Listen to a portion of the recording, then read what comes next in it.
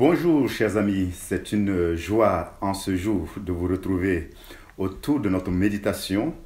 Et le texte que je vous propose aujourd'hui est dans Jérémie chapitre 18, versets 2 à 4, que je m'en vais lire.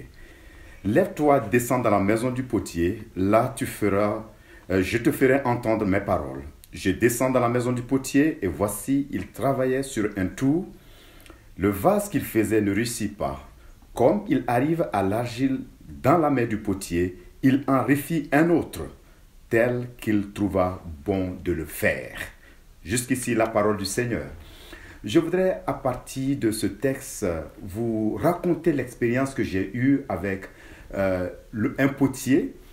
Et il y a quelques années de cela, j'avais une amie qui était vétérinaire de formation et m'a invité pendant ses passe-temps à venir l'accompagner parce qu'elle avait envie de prendre des cours sur comment faire des vases. Et cette amie que j'ai accompagnée s'est retrouvée chez le potier. Elle avait 2 heures par semaine. Et il se trouve que, étant en train de suivre le travail qu'ils étaient en train de faire, tout à coup, le potier m'a proposé si moi-même je n'étais pas intéressé d'apprendre à faire les vases. J'ai réfléchi, ce n'était pas mon sujet de passion, mais je me suis dit, au lieu de perdre le temps inutilement, je vais commencer aussi à apprendre comment on fait des vases à travers l'argile. C'est un travail salissant, il faut le dire, mais je me suis mis. Et au bout de 5 séances, bon, j'en avais marre, hein, je me suis dit, je ne continue pas ce travail-là parce que ce n'est pas du tout un sujet de passion pour moi. Ce que je veux partager ce matin, c'est que j'ai quand même retenu des leçons à travers le potier et à travers la poterie, à travers l'argile, et que j'aimerais vous partager ce matin. Une première chose que j'ai remarquée, c'est vraiment la patience qu'il faut pour un travail de potier. Ça demande de malaxer, de travailler l'argile, de prendre du temps avec l'argile. Et ça, c'est la première leçon. Ça demande beaucoup de patience pour donner la forme qu'on veut exactement au vase qu'on veut faire. Le deuxième truc que j'ai remarqué au niveau du potier, du travail du potier, c'est l'habileté, la dextérité, ce qu'on appellerait le doigté. Et il faut vraiment de cette habileté pour donner la forme exacte parce que les différents vases qui sont là n'ont pas forcément la même forme.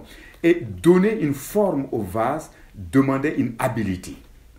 La troisième chose que j'ai remarqué avec ce travail de potier qui m'a beaucoup touché, c'est que l'argile ne se perd jamais. Chaque fois que le potier se rendait compte que la forme qu'il donnait à son vase n'était pas ce qu'il attendait, il remettait l'argile, il refondait le vase et il pétrissait, il reprenait une nouvelle argile, de l'argile qu'il venait de remettre et il donnait une forme nouvelle. Ça m'a touché et c'était un grand enseignement, une grande leçon. Et lorsque je me suis mis à lire la Bible, je me suis rendu compte que ce qui est dit dans ce texte ici, c'est comme si le Seigneur nous considère comme des vases. De l'argile qu'il est en train de donner des formes, il est en train de donner une forme de vase à chacun de nous. Et il est dit dans ce passage justement que lorsque la forme que Dieu veut donner, le potier veut donner n'est pas ce qu'il attend, il refit un autre et jusqu'à ce qu'il trouve le bon vase qu'il voudrait. Et ça, c'est un enseignement profond.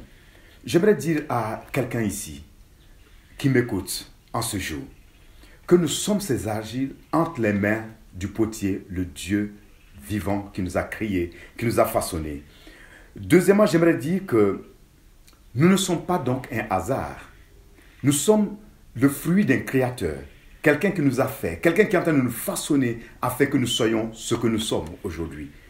Et je vais pousser mon idée pour dire, même les personnes vivant avec un handicap, des fois que nous considérons comme des gens qui ne sont pas dans les standards de notre monde, j'aimerais dire ce matin que même ces personnes sont le produit de la volonté de Dieu. Ils sont des vases que Dieu est en train de façonner. Vous savez, Dieu nous a fait la grâce, mon épouse et moi, d'avoir 3 enfants.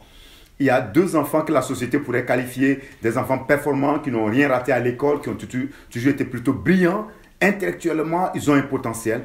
Mais nous avons un troisième enfant qui vit avec un handicap qui s'appelle la trisomie 21. Mais j'aimerais vous dire, elle n'a pas toute l'intelligence que le monde attend, mais il y a une intelligence affective dans cet enfant qui est incroyable. Et il y a un dépôt intarissable d'amour dans cet enfant que je ne trouve nulle part ailleurs. Voici un vase que Dieu a fait avec son potentiel, avec qui elle est, et c'est tellement beau. J'aimerais dire à quelqu'un ce matin, en ce jour, tu es un vase de Dieu, que Dieu a formé pour sa gloire, et tu es utile pour ta société, tu as quelque chose à apporter à ta société, et ne te complexe point de qui tu es, même si tu as ce que les hommes pourraient appeler aujourd'hui notre société un handicap. Tu n'es pas un handicapé pour Dieu. Tu es un produit de la volonté de Dieu. J'aimerais conclure en priant ce matin avec toi et avec chacun de nous. Nous prions.